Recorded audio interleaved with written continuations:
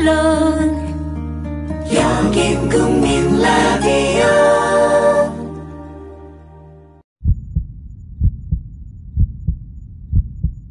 독재자에게는 공통점이 있습니다. 이인자를 용납하지 않는다는 점입니다. 히틀러는 레움을 없앴습니다. 스탈린은 트로츠키를 제거했습니다. 마오쩌둥은 유소기를 숙청했고요. 김일성은 이른바 연안파를 축출했습니다. 김정은은 고모부 장성택을 사형시켰습니다. 박정희에게는 윤필룡이 있었습니다.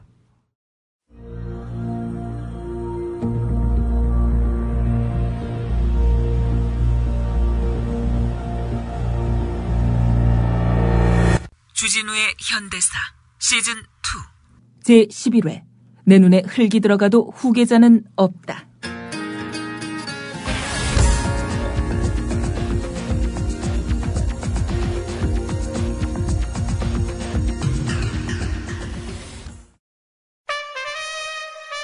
국민라디오 개국부터 지금까지 쭉 우리 대리운전 1544 941 국민 대리운전, 이번엔 꼭 국민 대리운전을 부르리.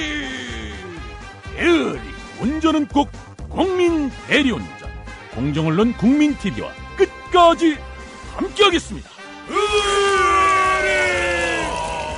1544 941 국민 대리운전.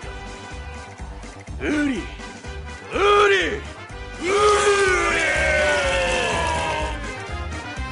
1544 941 국민 대리운전. 상상해보세요.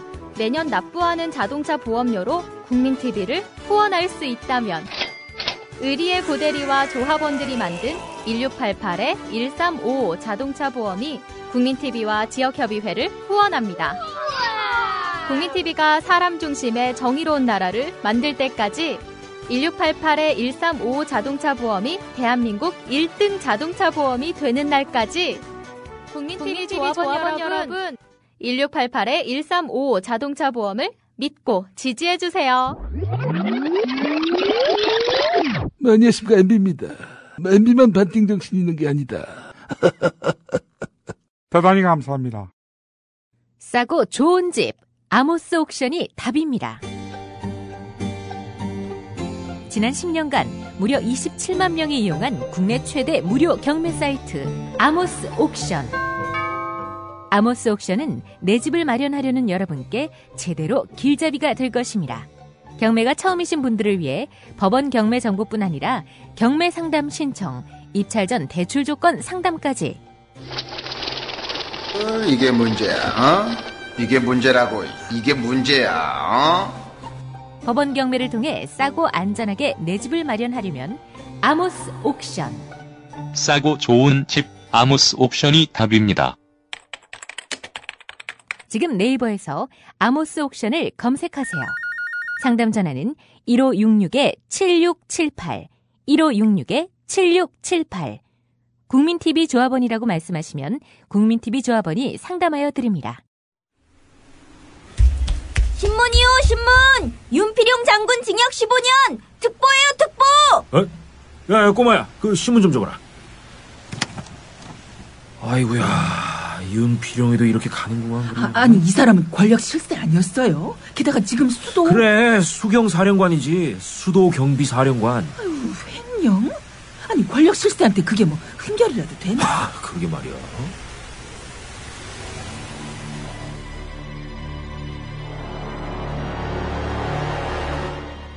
윤필용은 승승장구했습니다. 육군 방첩대장, 맹호부대장, 그리고 수도경비 사령관이 됐습니다. 육사 8기 중에 처음으로 별을 달았으니 실세라 해도 전혀 손색이 없었습니다. 박정희의 신임이 절정을 이루던 때가 있었으니 그것은 바로 1965년 5월에 벌어진 쿠데타 모의 적발 사건이었습니다. 주동자 중 한 사람은 원충현 대령이었습니다. 윤필룡이 그래, 그 친구는 나를 그림자처럼 보좌해봤어. 그런 윤필룡을 왜 축출했냐? 그게 궁금한가?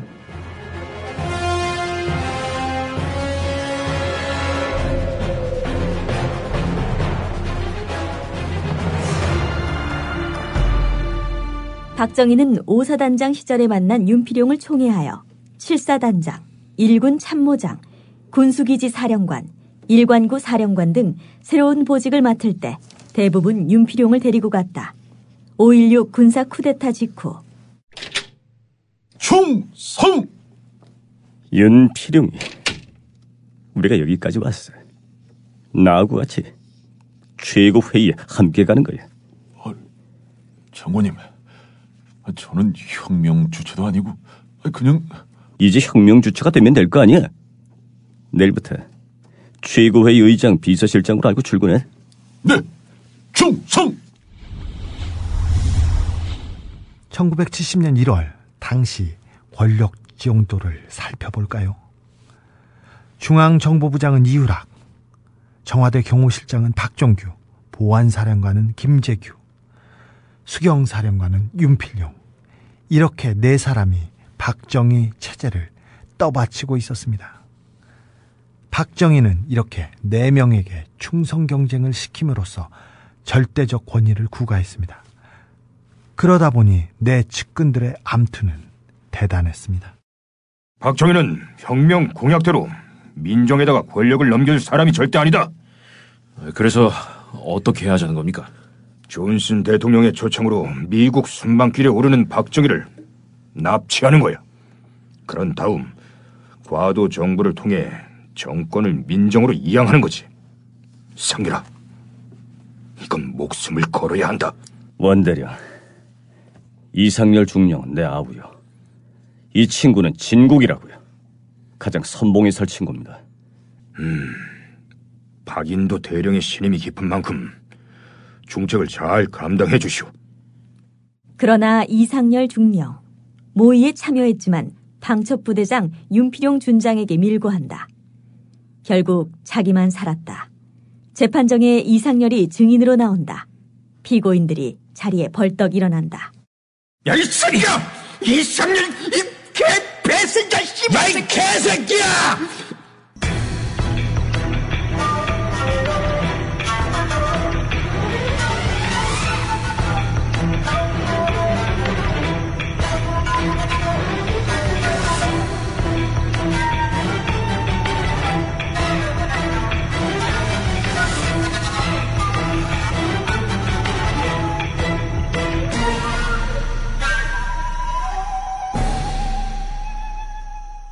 (1970년 1월) 당시 권력 지형도를 살펴볼까요?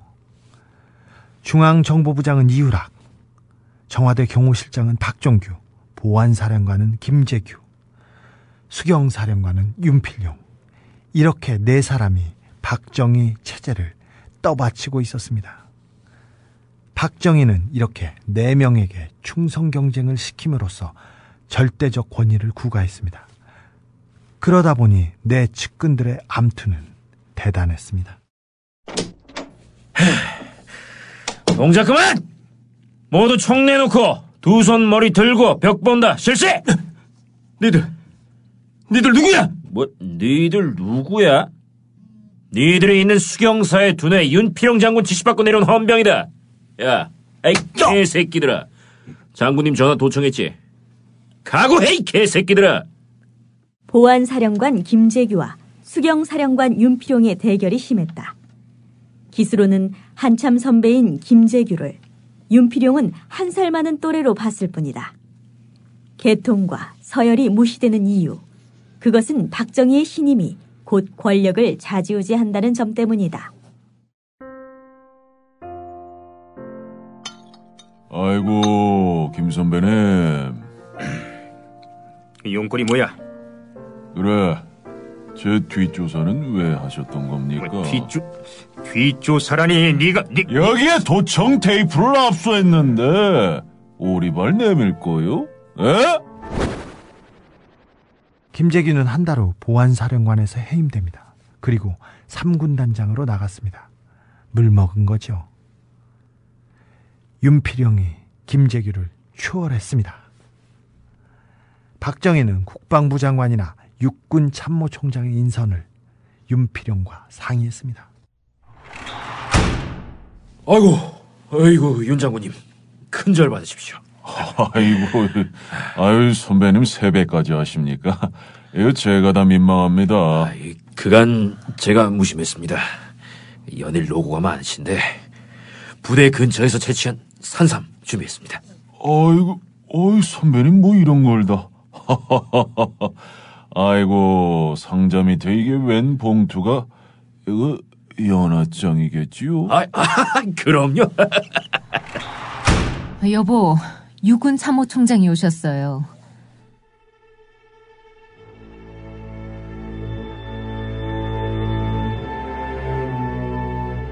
윤필용의 위세가 등등해지자 여러 가지 구설수도 생기게 되었다. 1971년 6월 27일. 야, 너 이 새끼 뭐야? 너 도둑질했지? 아닌데요? 행색을 보나 표정을 보나 너 도둑놈이잖아. 에란 모르겠다. 너 이 새끼 안 사!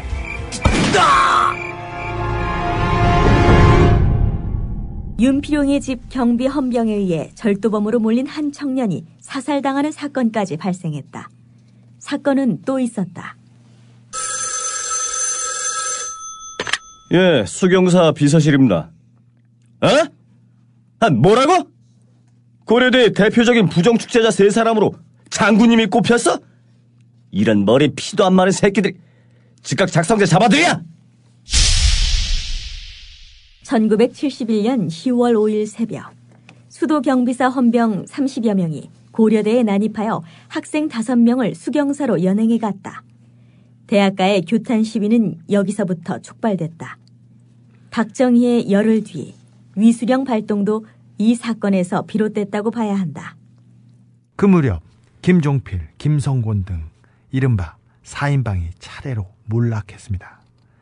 박정희의 2인자, 권력 실세라는 별명 자체가 화근이었습니다. 그들 모두 박정희 이유를 노렸다는 낭설 또는 오해로 쫓겨났습니다. 이들은 숙청되고 대통령의 지근거리에 있는 박종규, 이유락, 윤필용이 실세가 됐습니다. 윤필용은 넘버2가 되기는 어려웠던 터인지 한동안 견제했던 이유락과 손을 잡았습니다. 어느 날 신범식 서울신문 사장이 박정희와 골프를 즐깁니다. 야, 나이스 샷! 카카, 선수급이 되셨습니다. 그 당신 아부도 수준급이 됐어. 그리고 요즘 시중에 소문 들은 것 좀 있나? 카카, 외람된 말씀인데 윤필용이 이유락과 작당해서 카카가 노쇠하셨으니 물러나게 하고 다음은 형님, 즉 이유락이 해야 한다는 소문을 들었습니다. 카카가 여색을 너무 밝힌다는 이 황당무계한 낭설도 퍼뜨리고. 뭐야? 윤필용이?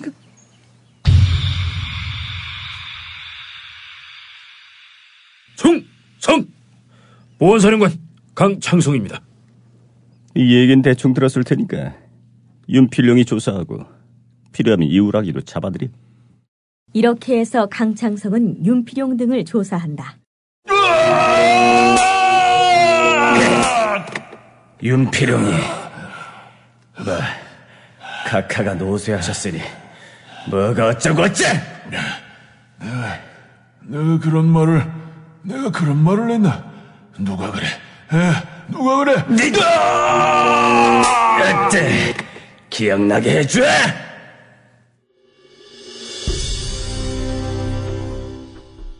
과유불급이었나. 강창성은 그 과정에서 육사 11기 이하의 장교들에게 비밀 사조직이 있다는 것을 밝혀낸다. 그 비밀 사조직은 전두환이 수장인 하나회였다. 하나회의 핵심 가담자 이원조가 잡혀갔다. 제1공수여단장이었던 전두환은 잔뜩 긴장했다. 윤필용 군맥은 대부분 영남 출신이었다. 강창성은 눈치 안 보고 이들을 손대고 있던 중이었다.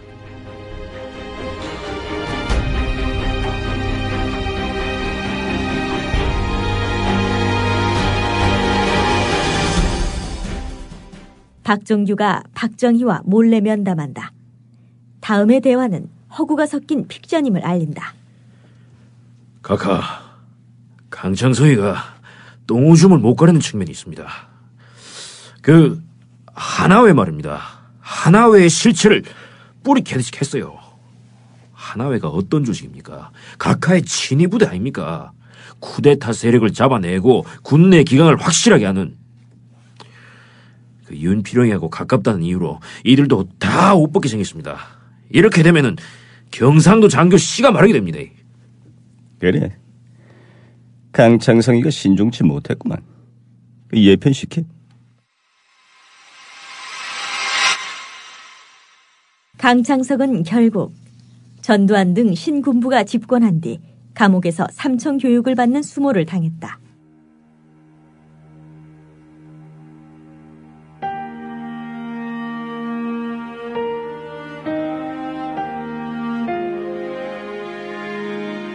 윤필용은 당녀나 유부녀들과 어울려 방탕 생활을 일삼았고 치부와 엽색 행각을 했다는 죄목도 달렸습니다. 윤필용의 죄는 과연 사실일까요? 사건이 보안사에 의해 고문으로 조작된 것은 두말할 나위가 없습니다. 그러나 본인은 살아있는 동안 아무런 문제 제기도 하지 않았습니다. 윤필용의 아들이 재심을 제기했는데 거기서 무죄 판결이 났습니다.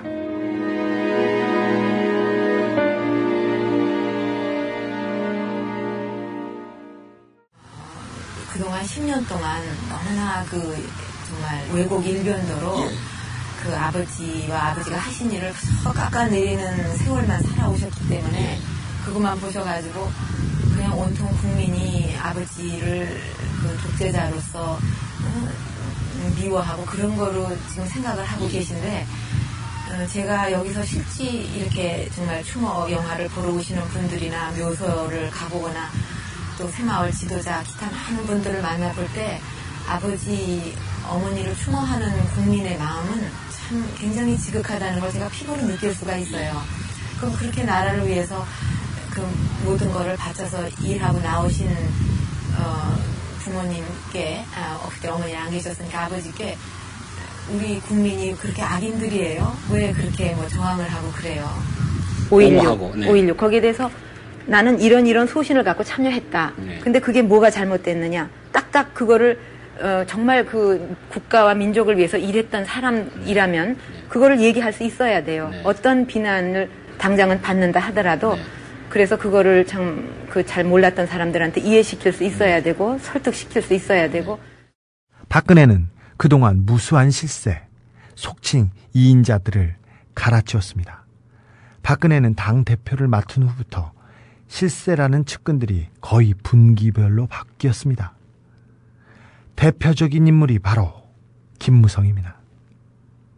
김무성을 만나기 전에 손범규 제18대 국회의원 말부터 만나보시죠. 박근혜 대표를 대할 때 나는 멋습니다 라고 생각하면 가장 편합니다. 아씨와 멋음이라고 생각하면 나도 마음이 편하고 박근혜 대표도 편하게 받아들입니다. 그 김무성 의원이 박근혜 대표가 안 된 것은 아씨와 장수, 공주와 왕자로 가리고 하니까 그런 거죠. 그런 손범규는 친박 국회의원으로 분류됐다. 2007년 대선 후보 경선 당시 박근혜 편이었던 김무성. 모르긴 해도 수십 번을 더 싸웠다고 한다. 그럴 때마다 김무성은 소폭을 벌컥벌컥 들이켰다. 이런 식이다. 2007년 경선 당시 경남 지역 언론사 편집국장, 보도국장 초청 저녁 모임. 박근혜가 1시간쯤 늦었다. 김무성은 이미 술이 올랐고. 대표님, 돈이 다 떨어졌습니다. 대표님 삼성동 집을 그 부동산에 알아보니까 한 20억 원쯤 간다고 합니다. 그 팔고 아버지하고 살던 예전 그 신당동 집으로 들어가십시오. 일주일이면 집을 고칠 수 있다고 하니 신당동 들어가면 대표님 이미지에도 좋습니다. 당선되면 집 문제는 어떻게든 풀릴 겁니다. 떨어지면 내가 전세돈 마련해 주겠습니다. 제가 언제 돈 쓰라고 했습니까? 돈 쓰지 마세요. 그래, 됐습니다. 고마 치아뿌리소. 김무성이 1951년 9월생이고 박근혜가 1952년 2월생이니 실제로는 5개월 차이밖에 안 나지만 그래도 김무성은 공주의 오라비 같은 마음으로 박근혜를 대했다. 박근혜 한나라당의 사무총장에 이어 2007년 경선 캠프 좌장까지 맡았지만 김무성은 박근혜의 공주의식을 견딜 수 없었다. 기자들과 술을 마시다가도 박근혜 얘기만 나오면 이렇게 말했다고 한다. 너도 나를 박근혜의 종속 변수로 보고 있는 거 아니냐? 박근혜 좋지. 옳은 사람이지. 그런데 70은 옳지만 30은 틀렸다. 그걸 고쳐야 한다. 지금이 어떤 시대인데 그렇게 공주처럼 행동하고 또 주변에서도 공주 모습도 하고 그게 뭐고? 이거 오프 더 레코드로 하겠습니다.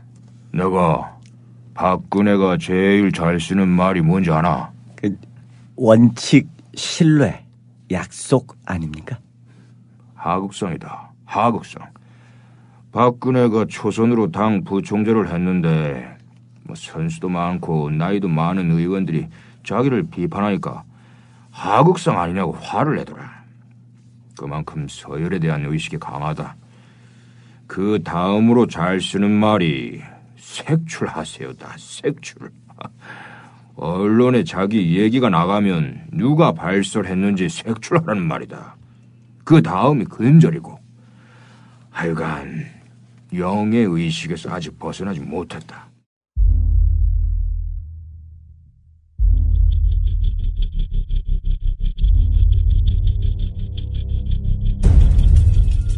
그러다 결정적인 사건이 터졌다.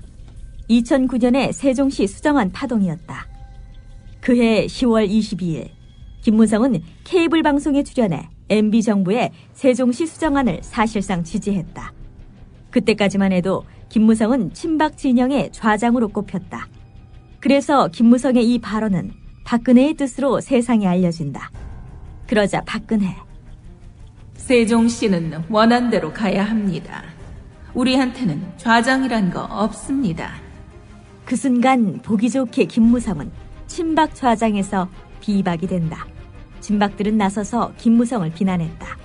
박근혜 전 대표의 비서실장을 지낸 유정복 의원은 소위 언론에서 얘기하는 친박 의원이라고 하는 것은 박근혜 대표의 정치 철학이나 가치나 신념에 뜻을 같이 하는 분들인데 그런 정치 철학을 달리한다면은 친박이라고 볼 수 없지 않겠습니까? 김 의원은 그러나 스스로 친박계를 떠날 생각이 없다는 말로 자신의 입장을 밝혔습니다. 내 발로 친박을 나갈 생각 없어요. 왜냐하면 내가 박 대표 잘못되게 하기 위해서 내가 지금 하는 게 아니니까.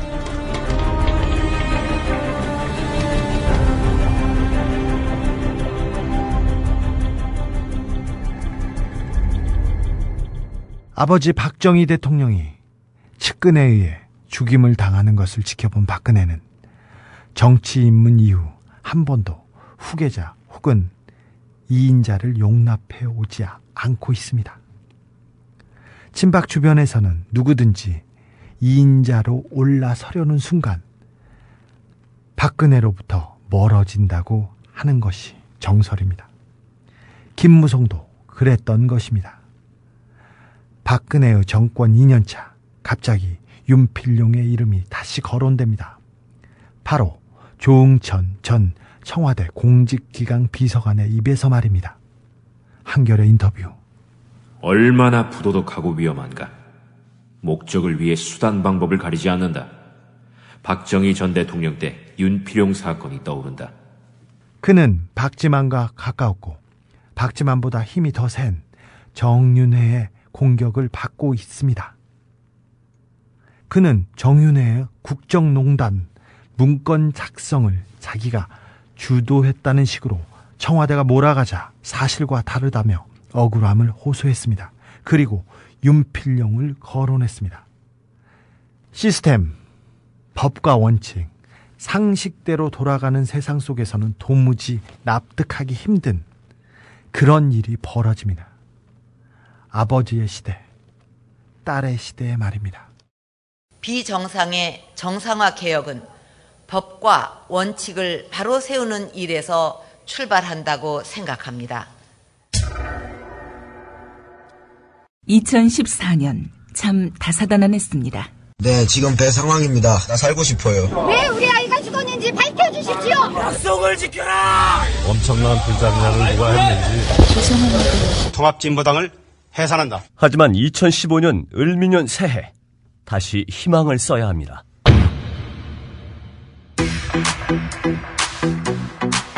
미디어 협동조합 국민라디오 송구영신 프로그램 2015 해맞이 대축제 특별 생방송. 국민라디오는 12월 31일과 1월 1일 스튜디오를 강원도 강릉 주문진, 강릉 청소년 해양수련원과 그 앞바다로 옮겨 가는 해를 보내고 오는 해를 맞이합니다. 12월 31일 밤 10시부터 이튿날 새벽 2시까지 서영석 김용민의 정치 토크, 정영진의 불금쇼 공개방송이 해돋이가 이뤄지는 1월 1일 아침 7시 주문진 바닷가에서 을미년 새해가 밝았습니다 생방송이 여러분을 찾아갑니다. 2015년도 국민 라디오는 여전히 여러분의 희망이 되겠습니다. 뜨겁게 달려갈 거야.